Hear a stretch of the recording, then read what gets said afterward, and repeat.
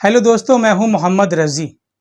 अगर आप बीजेपी को वोट देते हैं तो समझ लीजिए कि आप राक्षस हैं। बीजेपी तो राक्षस है ही, बीजेपी को वोट देने वाले भी राक्षस ही हैं। अब आप अपना गुस्सा हमारे पर मत निकालिए। ये बातें हमने नहीं कही हैं, बल्कि कांग्रेस नेता रणदीप सुरजेवाला ने कही।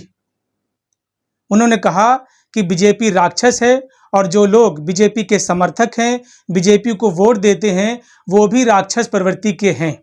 आप पहले उनका ये बयान सुन लीजिए। राक्षसो, भाजपा भाजपा के राक्षसो, राक्षस हो तुम लोग। भारतीय जनता पार्टी को जो वोट देता है और भारतीय जनता पार्टी का जो समर्थक है वो राक्षस प्रवृत्ति का व्यक्ति है। मैं आज महाभारत की इस धरती से श्राप देता हूं। दरअसल आपको बता दें कि कांग्रेस नेता रणदीप सुरजेवाला हरियाणा के कैथाल में एक जनसभा को संबोधित कर रहे थे। वो बेरोजगार युवाओं की बात कर रहे थे, उन्हें नौकरी देने की बात कर रहे थे। इसको लेकर सरकार पर हमलावर थे, खट्टर सरकार की आलोचना कर रहे थे। इस दौरान वो कुछ ज़्यादा एग्रेसिव हो गए और खट्टर सरकार की आलोचना करते करते बीजेपी पर हमलावर हो गए। इसके बाद उन्होंने बीजेपी को कहा कि बीजेपी के लोग राक्षस हैं और जो लोग बीजेपी को वोट देते हैं, बीजेपी के समर्थक हैं, वो भी राक्षस हैं। उन्होंने खट्टर सरकार को जालिम सरकार भी कहा। रणदीप सुरजेवाला का ये बयान सामने आते ही सियासी गलियारे में बवाल मच गया। अब रणदीप सुरजेवाला ने इतनी बड़ी बात कह दी तो बीजेपी के लोग कैसे चुप बैठ सकते हैं। बीजेपी आईटी सेल के चीफ अमित मालविया भी कांग्रेस नेता रणदीप सुरजेवाला पर जमकर बरसे। उन्होंने कहा कि इसी मानसिकता की वजह से कांग्रेस अपना जनाधार खो चुकी है और उसे जनता के बीच अभी और जलील होना बाकी है। मध्य प्रदेश में भाजपा के मंत्री विश्वास सारंग भी कांग्रेस पर जम के बरसे। उन्होंने कहा कि नेहरू और इंदिरा गांधी भी यही करते आए हैं।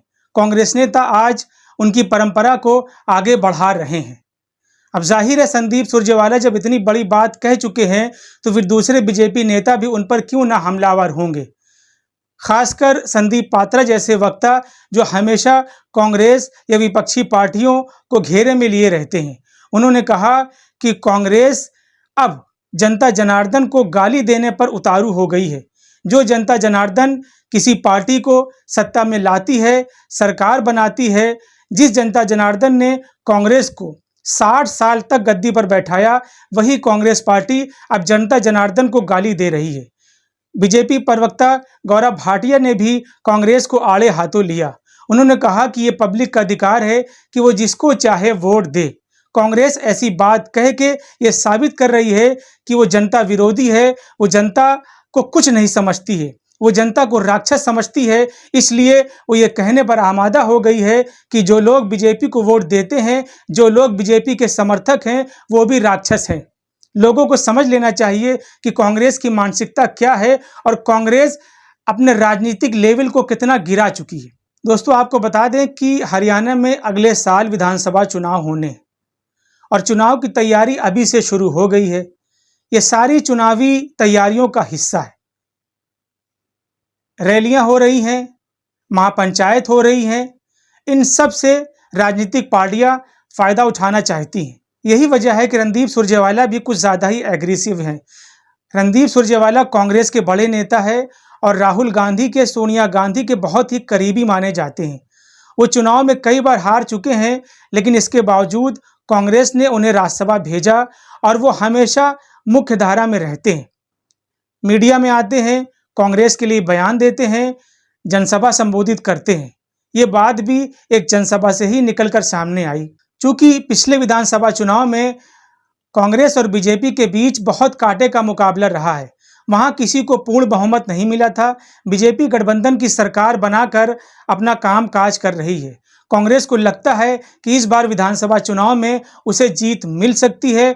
मनोहर लाल खट्टर 10 साल से सरकार में है, सरकार के खिलाफ एंटी इनकम्बेंसी भी है, इसलिए वो इस तरह के बयान दे रहे हैं और बयान देते देते अपनी जुबान से इस तरह की बातें भी निकाल देते हैं जिससे बवाल मच जाता है। रणदीप सुरजेवाला इससे पहले भी कई तरह की बातें कर चुके हैं जिसकी वजह से बवाल मच गया था। आपको यह भी बता दें कि अगली 28 तारीख को महापंचायत ने फिर से यात्रा निकालने का ऐलान किया है। इस पर महापंचायत की मुहर भी लग चुकी है। जाहिर है कि अगले कुछ दिन, कुछ महीने हरियाणा की राजनीति के लिए बहुत गर्म होंगे। वहां से इस तरह की बहुत सारी खबरें निकल कर आएंगी। आपको मालूम ही है कि नूंह में हिंसा की वजह से हरियाणा वैसे ही चर्चा में है, और अगर इस तरह की चीज़ें और भी जारी रही तो आने वाला दिन कैसा होगा, ये हमें और आपको समझने की ज़रूरत है। बस आज के लिए इतना ही। अगली वीडियो में फिर मिलेंगे। वीडियो पसंद आया हो तो इसे लाइक और शेयर ज़रूर करें। चैनल को भी सब्सक्राइब करें। धन्यवाद।